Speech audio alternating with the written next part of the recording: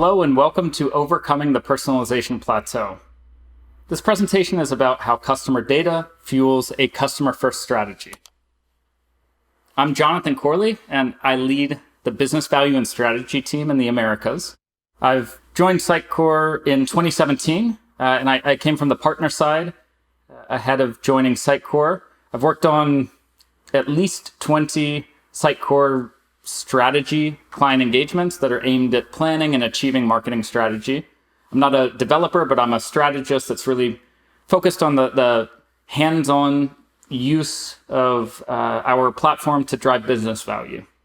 My contact information is down below, and I'm based in Atlanta. But thanks for joining today as I talk more about the personalization plateau. Over the years, I've seen a lot of clients that begin exploring personalization capabilities, but their efforts sometimes stall.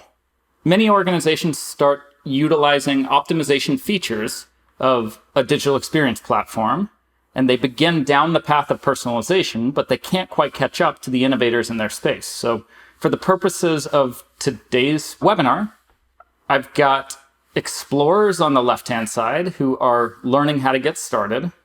And then you have the innovators on the right. They're on the leading edge of experience optimization, and the majority of brands that are caught in between in a state of what I'm calling the personalization plateau. We'll look at examples of challenges that organizations face in each stage, and some highlights or lessons learned for each category. I thought we'd begin with the heightened expectations of today's consumer. So as I wake up, begin my workday, even though we're still in the middle of a pandemic and working remotely, I like to start by answering emails and turning on Spotify's Your Daily Drive podcast. And I think it was designed for commutes to begin with, but I'm really enjoying it even though I'm working from home. I like it because it is a solid mix of the artists that I enjoy listening to, some new artists I may not have heard of, my favorite news sources or podcasts, and it's new or fresh every day. If I think about entertainment or television, my wife and I recently watched The Good Place, which we discovered because it was recommended for us at the top of the list on Netflix. And Amazon sometimes will anticipate the purchase of an accessory of a product I recently bought by actually moving that accessory to a warehouse that's near me before I even realize I need that. It's a feat of supply chain engineering, I guess. I do know that your customers, however, when they receive great experiences on digital channels from some of these customer experience leaders, are expecting any brand that they interact with to know them, to remember and acknowledge them, to understand their current needs, and even anticipate their future needs. And this was the case at the beginning of this decade. But suddenly you see this hockey stick graph from the US Department of Commerce. The rate of change was just accelerated through the pandemic. And the COVID-19 crisis, it reshaped purchasing habits of older adults. Lowe's.com reported that the number of baby boomers shopping on their site soared by more than 70% in the first 2 months of the pandemic. This past year has just demonstrated how quickly shopping behaviors can change. I like this quote by the CEO of Microsoft. It was a few months ago on one of their quarterly earnings calls, and Satya says that in this era of remote everything, we've seen 2 years worth of digital transformation in 2 months. And I've seen that not only in the B2C space, but also in B2B models. I work at a software company, so we had our personalization strategy that was mapped out. We had account-based marketing concepts that we were rolling out at the beginning of 2020 on our website. Our corporate marketing team was going to leverage IP data of the verticals that different companies are in to improve the customer's experience on the site. And suddenly, when everyone started working from home and moved away from working in offices, the entire strategy had to change. Customers had to react fast to the changing preferences of customers and consumers during the pandemic. Here's a Another personal example, one of the best shopping experiences that I had online during the pandemic was at Priority Bicycles. And this was around Christmas. My wife and I were in the market for bicycles. We live in a small town where you can ride about a mile into a downtown area. It's relatively flat, but none of the bike shops were open. And Priority Bicycles, which is based in Brooklyn, it's based in New York, they were scheduling virtual showroom visits.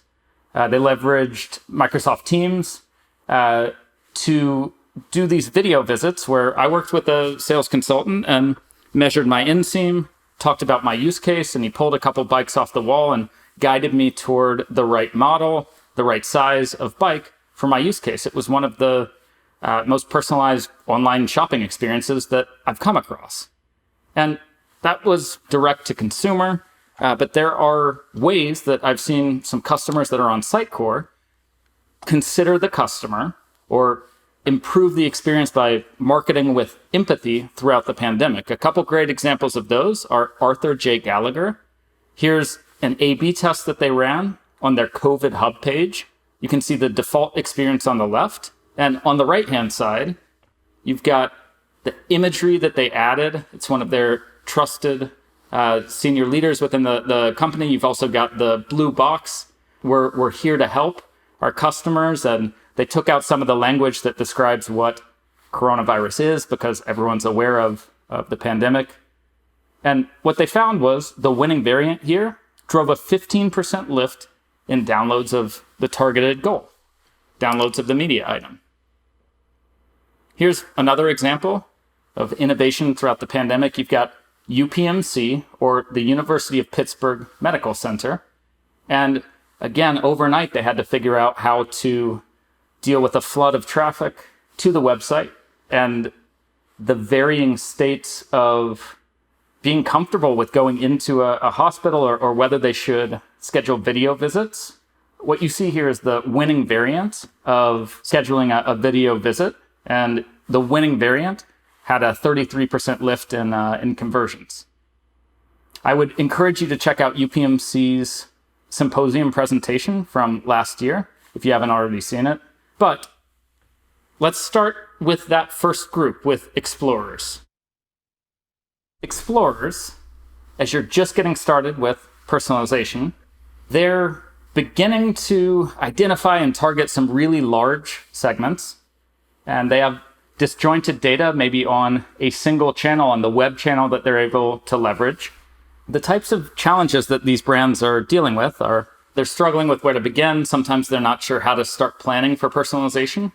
They're also often running into issues with organizational structure or bureaucratic red tape with content creation or approval processes. And sometimes not everyone within the organization understands how personalization works in general.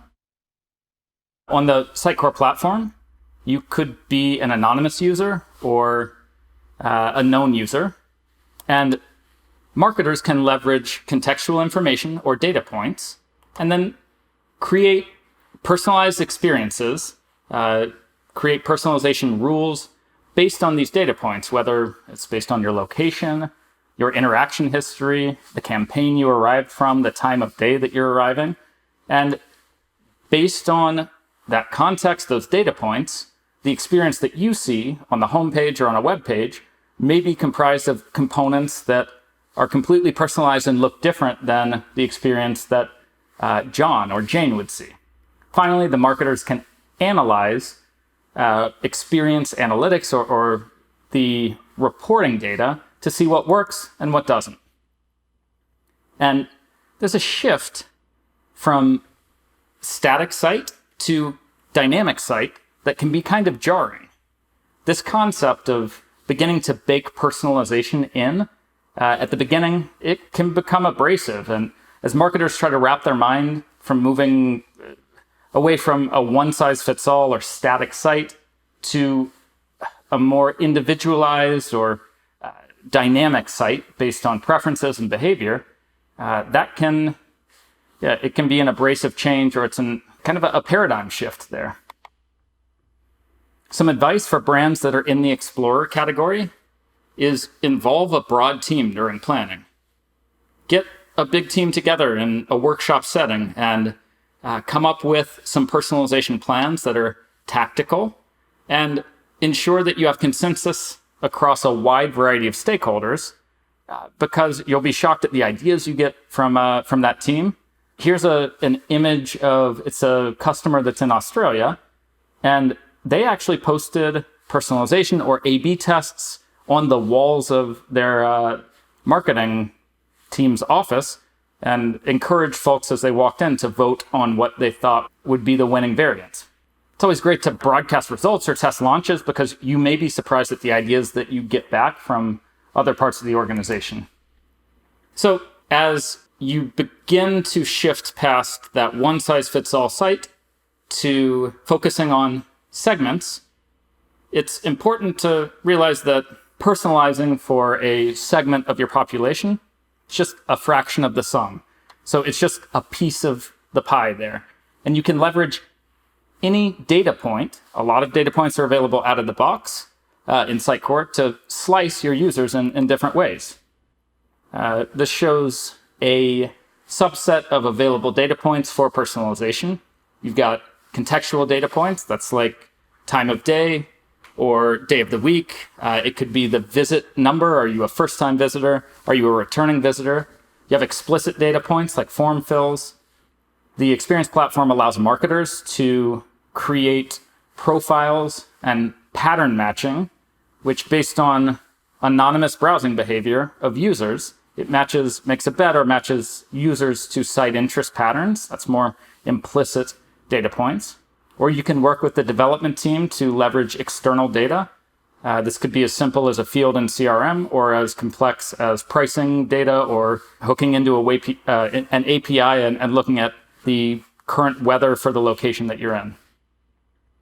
There are 1,000 different directions that marketers can run when they start personalization planning or begin to draw personalization plans or identify segments for the first time.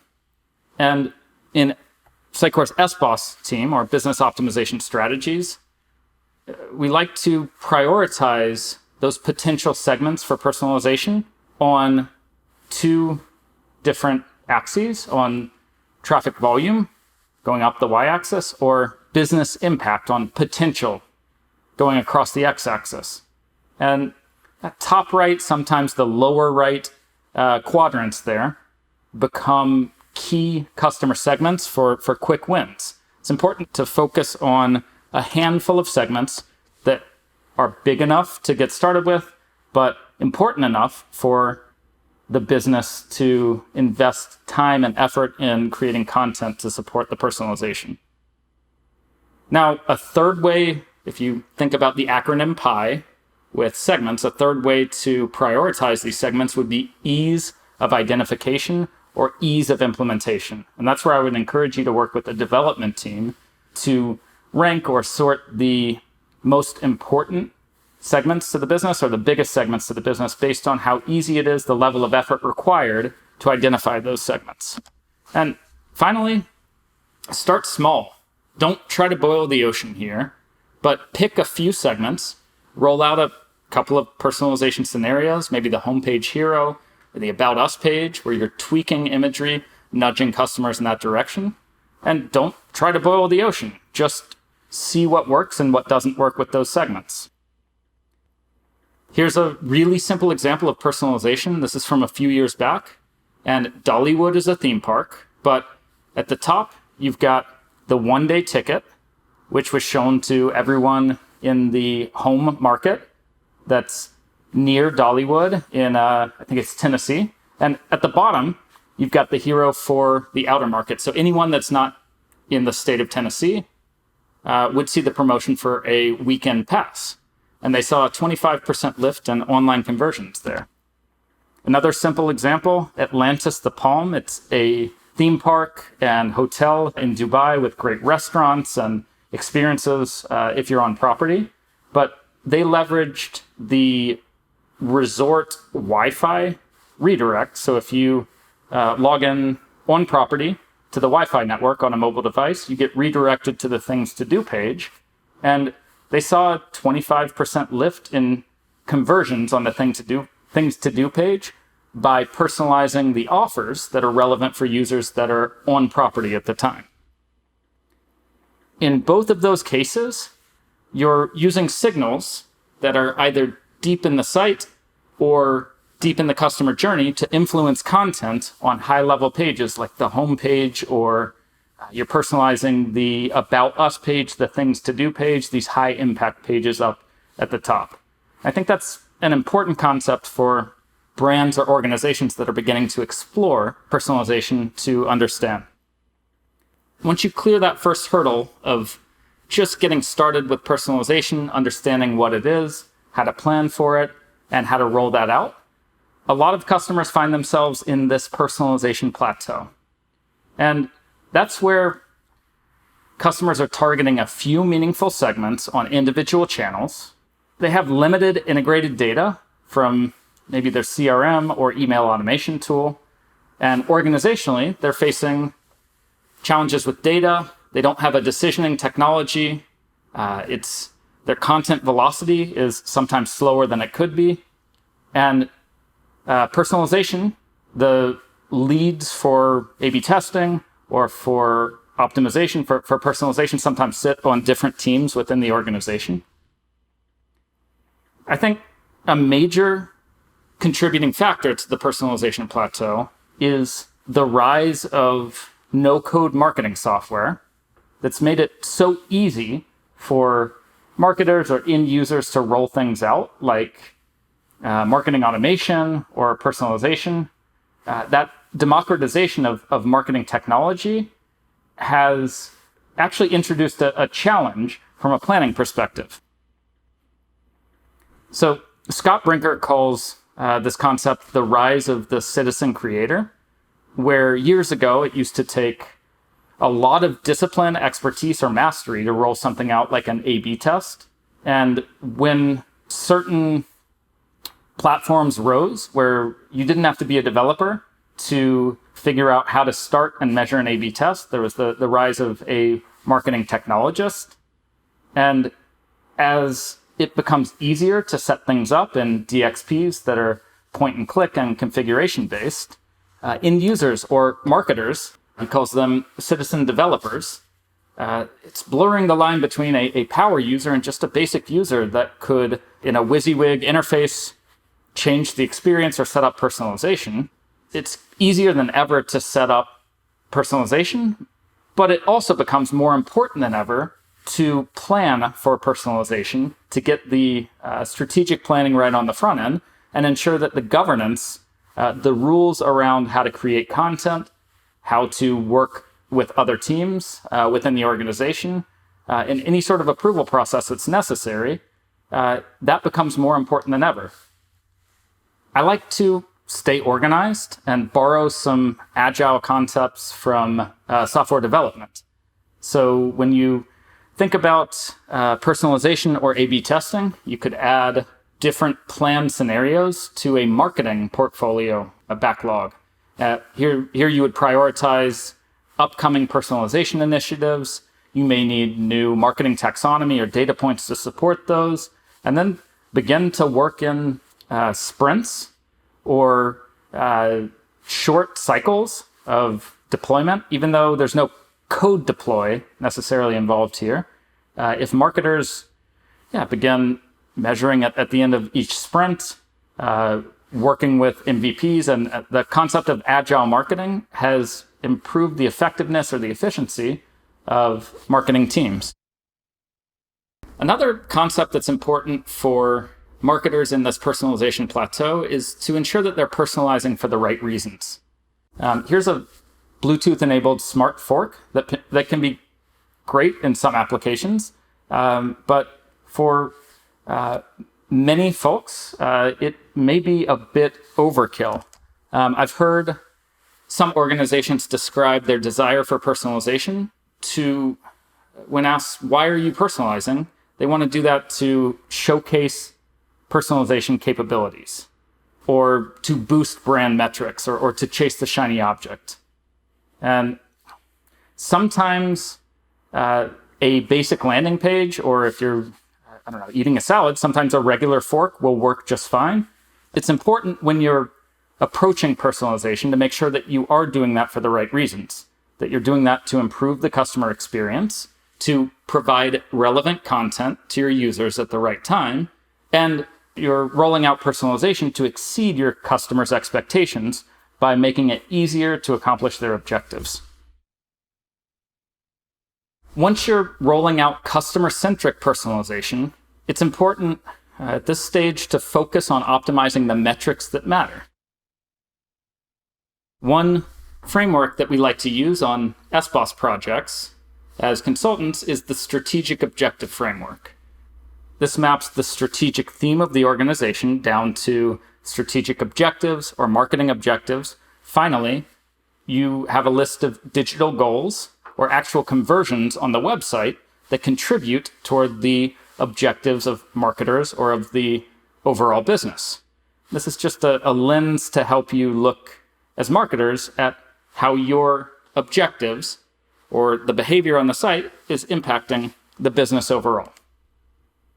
In Sitecore, however, these goal conversions can be assigned a point value. So you'll see request call up at the top, or watch short video, register for newsletter down near the bottom.